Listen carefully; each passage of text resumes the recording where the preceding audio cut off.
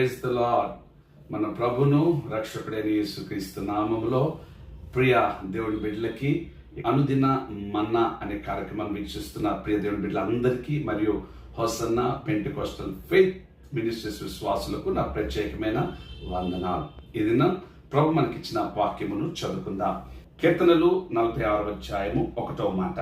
దేవుడు మనకు ఆశ్రయమును దుర్గమునై ఉన్నాడు, ఆపత్కాలంలో ఆయన నమ్ముకొనదగిన సహాయకుడుగా ఉన్నాడు. ప్రియమైన దేవుని బిడ్డలారా, ఈ చదవబడిన మాటలు ఆయన మీకు ఆశ్రయ దుర్గమై ఉన్నాడు అనే మాట కాకుండా ఇంకొక మాట, ఆపత్కాలంలో ఆయన మీకు నమ్మదగిన దేవుడుగా ఉన్నాడు. ఈ మాట నేను ఎందుకు మీకు చెప్తున్నానంటే, దానియేలు జీవితంలో ఇది అక్షరాన అలాగే జరిగించినాడు నా దేవుడు.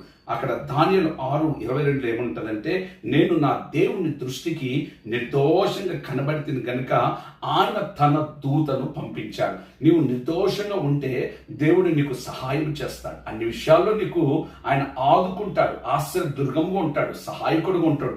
దానియేలు చెప్పిన సాక్ష్యం ఈరోజు నీ నోట్లో రావాలి. ఆయన నిర్దోషత్వాన్ని బట్టి సింహపు నోళ్లను దేవుడు మూసినట్లుగా నేను అంటాను, నీవు నీతిగా యథార్థంగా నిర్దోషంగా నువ్వు బ్రతకగలిగితే లోకపు సింహాలు ఉన్నాయి చూడండి, ఆ సింహపు నోళ్లను నా దేవుడు మూసి యూదా స్తుతి గోత్రముగా నీ జీవితంలో నా దేవుడు వెలుగుల చేత నింపును కాక.